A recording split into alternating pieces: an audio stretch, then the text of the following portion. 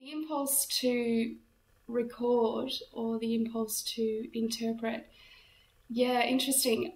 I think I'd like to say it's a combination of both, but I think it's certainly you start with your interpretation, because interpretation is a spark of an idea, a spark of a story, an interesting character that you saw, and you never start out with your concept as a filmmaker usually with your camera.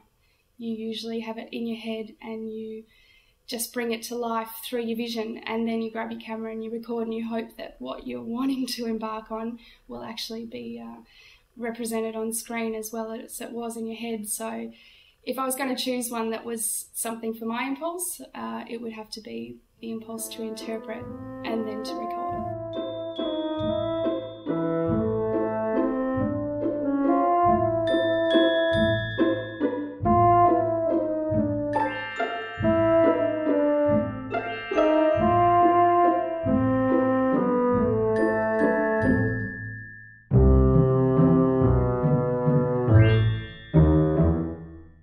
What is real? It's a really interesting question for documentary, because the audience perception of documentary is that documentary is telling the truth, but in fact documentary is telling it's giving the worldview of the filmmaker. It's giving the worldview of the filmmaker. It's giving the worldview of the filmmaker. It's giving the worldview of the filmmaker. Certainly you can't create real truth or actuality in any project. Documentary can say it's telling real world because it's in the real world, it's not a construct. We've got no rules when it comes to documentary filmmaking. We can sort of do whatever we want to tell the story.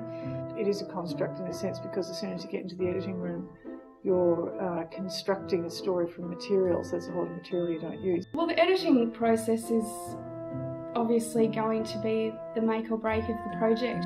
There's, the old argument that it's a construct as soon as you start filming, because there's stuff you choose to film and there's stuff you choose not to film. When you're filming, you tend to film as much as possible because you're not really sure what is going to be great in the final edit. So the question of what's real and what isn't real, I think really it's up to the audience to decide that.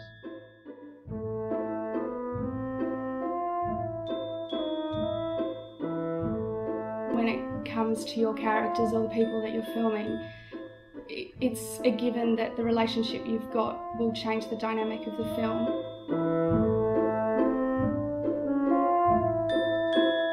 Normally with participants in documentary, you're not paying them. They're there voluntarily and they don't have to do anything or say anything that you want them to do or say.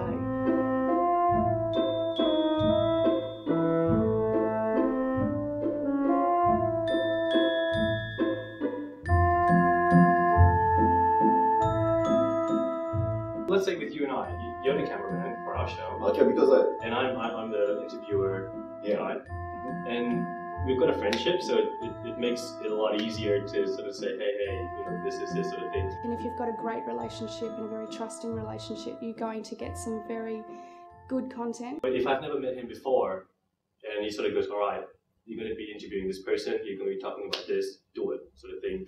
I think I wouldn't feel as comfortable. If you've got a very stifled relationship, either that becomes part of the story itself, or you're just not going to get good stuff. So it's certainly up to you as a documentary filmmaker to be able to get the best out of your characters without deviating from the story as well, or otherwise you make it part of the story.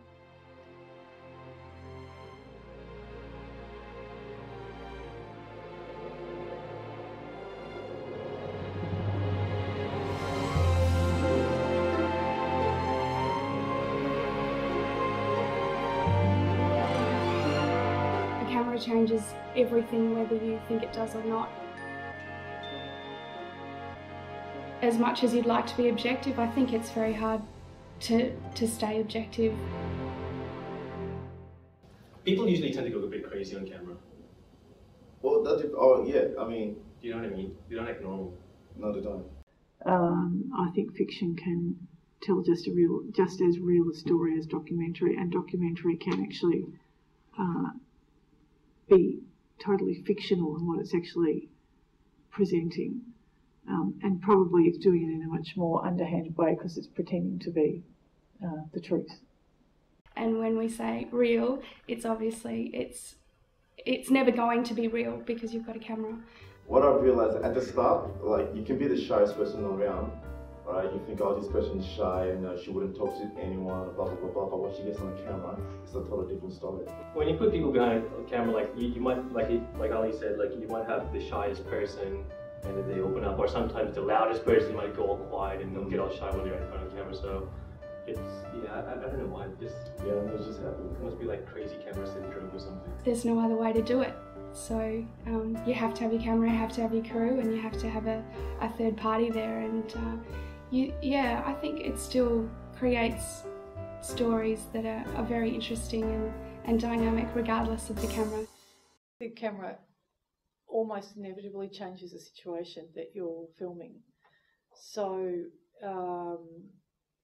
because just like I'm doing now in this interview, I want to present in a particular way. And I think what's changed is that in the last 20 years, people are much more aware of being filmed, and they're also much more aware of what it means to be filmed. 20 years ago, it was a novelty to bump into someone in the street with a video camera. Not many people did it, and really the only place you saw material was on television or on cinema. Now everyone's a filmmaker. You know, people are videoing each other constantly, and people do get worried. They have a thought in their head now about what's going to happen to that footage.